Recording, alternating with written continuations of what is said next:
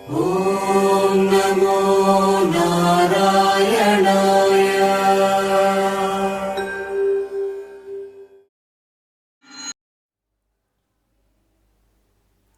గీతామృతం ప్రేక్షకులకి పునఃస్వాగతం.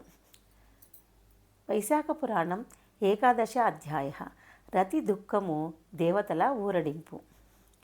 నారద మహర్షి అంబరీష మహారాజునకు వైశాఖ మహత్యమును వివరించుచు ఇట్లనెను.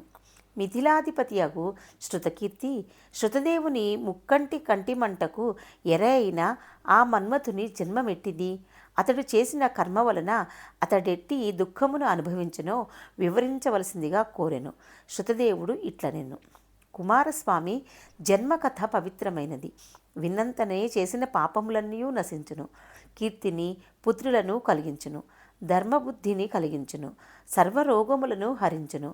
అట్టి మహత్తరమైన కథను చెప్పుచున్నాను, సావధానముగా విను. శివుని కంటిమంటకు మన్మథుడు దహించబడుటను చూచి మన్మథుని భార్య రతి బూడిద ప్రోగు అయిన భర్తను చూచి దుఃఖపీడితి అయి మూర్ఛిల్లెను. ముహూర్త కాలమునకు తెప్పరిల్లి బహువిధములుగా దుఃఖించెను. ఆమె దుఃఖమును చూచువారికి దుఃఖము కలిగించుచుండెను. ఆమె తన భర్తతో సహగమనము చేయవలనని తలచెను. అందులకై తగిన ఏర్పాట్లను చేయుటకు తన భర్తకు మిత్రుడగు వసంతుని తలచెను. వీరపత్నియగు ఆమె కోరిక ప్రకారము చితిని ఏర్పాటు చేయుటకై వసంతుడు అటుచటకు వచ్చెను. మిత్రుని దుర్మరణముకు మిత్రుని భార్య దురవస్థకు విచారించుచున్న వసంతుడు రతీదేవిని ఊరడించుచు ఇట్లనెను. అమ్మా, నేను నీ పుత్రుడి వంటి వాడను. పుత్రుడునగు నేనుండగా నీవు సహగమనము ఒనర్పవలయదు అని వసంతుడు బహువిధములుగా చెప్పినను రతి సహగమనము చేయుటకే నిశ్చయించుకొనెను. వసంతుడు ఆమె నిశ్చయములను మరలింపలేకపోయెను. ఆమె కోరినట్లు చితిని నదీ తీరమున ఏర్పాటు చేసెను. ఆమె గంగా స్నానము చేసి సహగమనమున చేయవలసిన పనులను పూర్తి చేసి భర్తను తలుచుకొనుచు చితినెక్కబోయెను.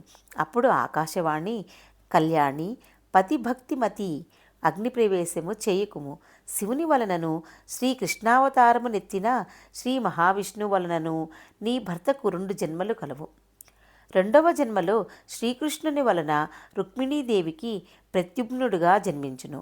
నీవు బ్రహ్మశాపమున శంబరాసురుని ఇంట ఉండుదువు. అందువలన నీ భర్త అగు ప్రద్యుమ్నుడితో కలిసి శంబరాసుని ఇంట ఉండగలవు. ఆ విధముగా నీకు భర్తృ సమాగము కలదు. అందువలన అగ్ని ప్రవేశమును మానుకొనమని పలికెను. ఆకాశవాణి మాటలను పాటించి రతి అగ్నిపు మాత్రము యథాపూర్వంగా కనిపించునని ఆమెకు వారు వరములిచ్చి ఊరడించి పెక్కు ధర్మములను ఉపదేశించి ఇట్లనిది. కళ్యాణి, పూర్వజన్మలో ఇతడు సుందరుడను మహారాజు. అప్పుడును నీవే ఇతని భార్యవు. అప్పుడు రజోదోషములో ధర్మములను పాటించకపోవట చేత నీకిప్పుడు ఈ స్థితి వచ్చినది. కావున వైశాఖ మాసమున గంగా స్నానము చేయుచు వైశాఖ వ్రతమును ఆచరింపుము. పూర్వజన్మలో నీవు చేసిన దోషములకు ప్రాయశ్చిత్తమగును. ప్రాతకాలమున గంగా స్నానము చేసి శ్రీ మహావిష్ణువును అర్చించుము. పూజానంతరము విష్ణు కథాశ్రవణము చేయుము. నీవిట్లు చేసినతో నీ భర్త నీకు లభించును అని రతికి అశూన్య శయన వ్రతమును ఆచరించు విధానమును చెప్పి దేవతలు వెళ్ళిరి. రతీదేవియు అతి కష్టముపై దుఃఖమును మృంగి సూర్యుడు మేషరాశిలో ఉండగా వైశాఖ మాసమున వైశాఖ వ్రతమును ఆచరించుచు అశూన్య శయనమును వ్రతమును చేసెను. ఆ వ్రత ప్రభావము వలన భర్త అగు మన్మథుడు కంటికి కనిపించెను. ఆమెతో యథాపూర్వకంగా సుఖించుచుండెను. మన్మథుడు పూర్వజన్మలో సుందరుడను మహారాజుగా ఉండెను. అప్పుడతడు వైశాఖ వ్రతము చేయలేదు, వైశాఖ దానములను చేయలేదు. అందుచేత ఇతడు శ్రీ మహావిష్ణువు కుమారుడైనను శివుని కోపాగ్నిచే శరీరమును పోగొట్టుకొనెను. విష్ణుపుత్రుడికే వైశాఖ వ్రతమును ఆచరించకపోవటం వలన ఇట్టి పరిస్థితి వచ్చినచో మిగిలిన వారికేమీ చెప్పవలేను. కావున ఇహలోక సుఖములను ఆశించువారు అందరూ తప్పక వైశాఖ వ్రతమును ఆచరింపవలయను సుమా. వైశాఖ పురాణం ఏకాదశ అధ్యాయం సమాప్తం.